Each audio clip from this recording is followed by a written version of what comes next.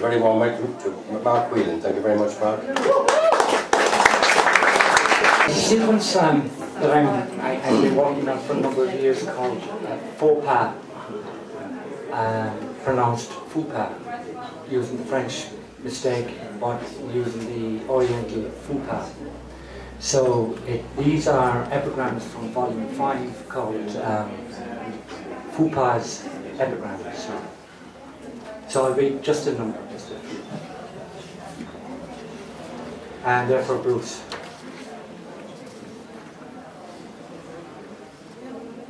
And they're based on the writings of Lipo,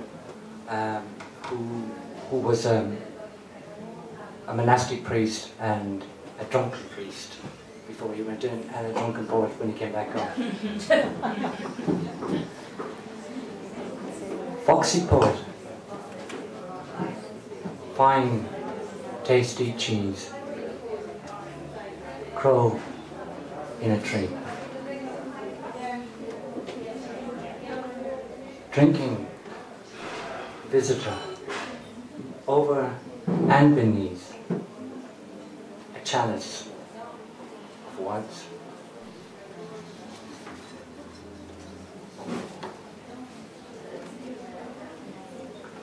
The path, the monastery, even drunkenness may show the way. Zen poem, no such a thing. My death, like this day, falling snow.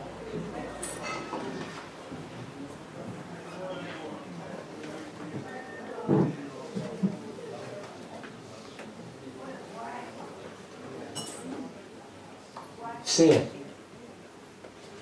as it is, if you dare. Huddled, a craft, almost seeing without as within.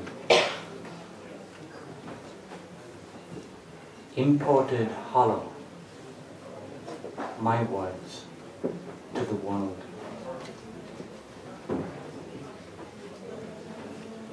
It is only the wind through an open window as I drink vodka. Encourage me. Go on. Why don't you? You so like it doing me in spite of darkness, I see you listening.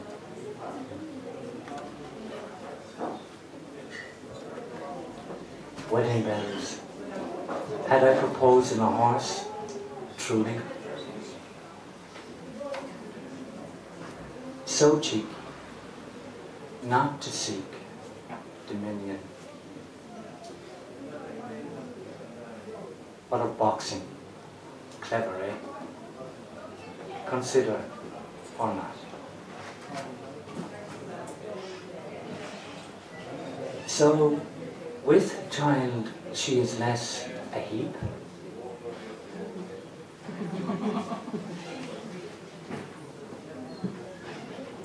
And I'll just give you two or three more. To be good, one need only choose to be so.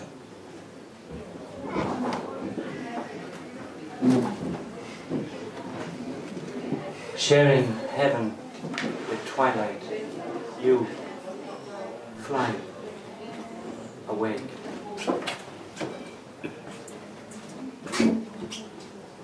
Three white poppies beneath an anvil grey sky.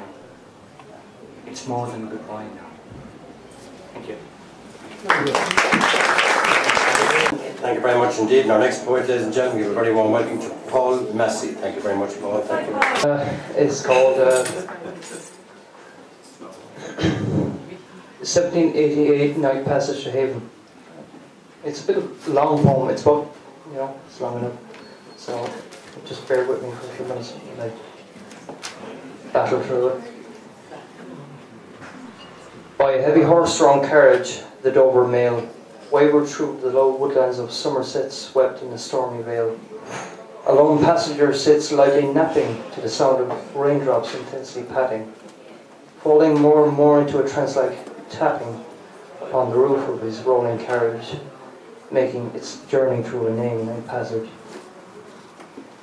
Along Riverbank Way, a leaf-ridden road that endlessly seems to sway, its sleepy, winding, whirling way. Beneath embracing wind-blown branches that moan and creak, this passenger sits soundly aware and deeply asleep. If only to ponder to where he is and seek, perhaps it be the yonder flame, within it perhaps the light of day. With a sudden rumbling dispatched beckon this lone traveller to wake from his sleep, his ill-fated sleep, in a startle and slumber like flashing, gazing to the darkness from this lantern-lit carriage. What mystery hides inside the wild hawthorn? What danger creeps inside the wild haze? O driver, my dear driver, who goes there behind us, he rides a steady gallop, even in this great storm. Surely there be nothing, sir, but my eyes are at present trained only upon our current byway and taming of the steeds.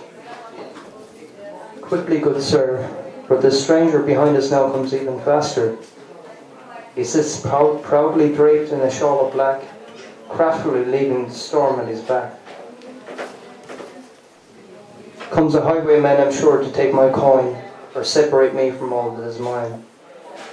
If that be his intention, within it let there be haven, a shelter from the storm.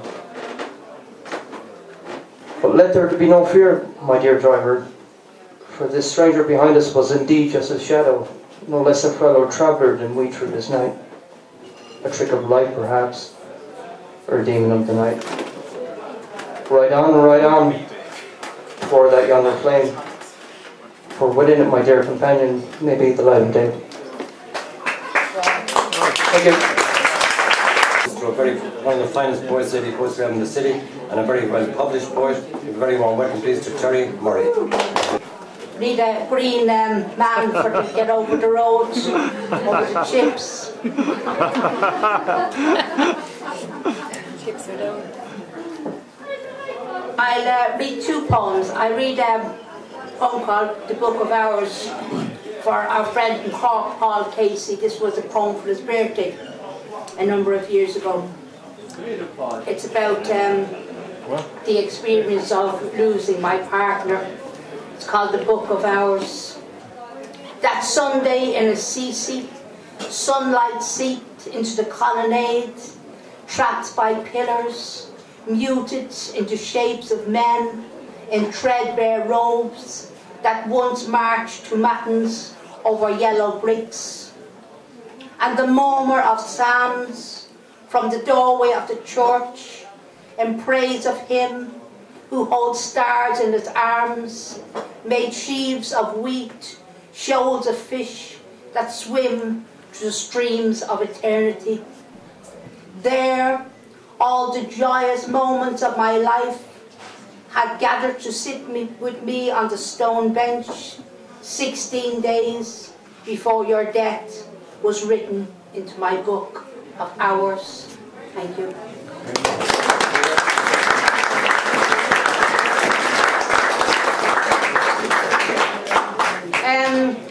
I think I'll read The Biscuit Factory. It's about my mother. She's, I mean, gathered from the poem, she's in a nursing home, she has Alzheimer's disease. Called the Biscuit Factory.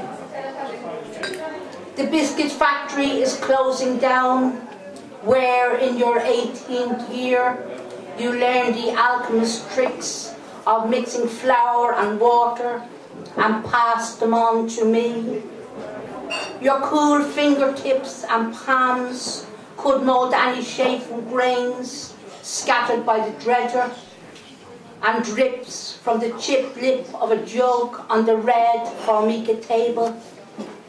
the armatures of sugar under the skin of the gingerbread men, tear-brimmed raisins for eyes, sad mouths of marzipan, boots and mittens welded from chocolate. And how you taught me too, on those Monday afternoons, how warmth can seep into the coldest of hearts and ovens, and causes things to rise and fill. It is years since you have tended to bread, and the cakes are baked and packaged in garish boxes, delivered to the nursing home. The biscuit factory is closing down. Do you remember the factory, Mona? Do you remember me? Thank you. Second guest, I'd like to give you one little poem to our friends from Paris, from France, Sweden behind my back, America behind your backs, and so we've got Spaniards, Italians, yes, and we have Irish too as well. And not, I'd like to give you just one poem, especially our guest from Dublin, whom I had the privilege and pleasure of being a guest this evening of the Yeatsian Society, and I'd like to just give you a poem from my heart, which I know everybody will enjoy. It's the poem I give all the time here in the Whitehouse, called Terri, and it's the poem. It's the story of an Irish country house. There we are, Terri, and correct me if this is, by the way, it's the story of an Irish country house. Terri is the name of the house. Terri, and correct me if I'm wrong.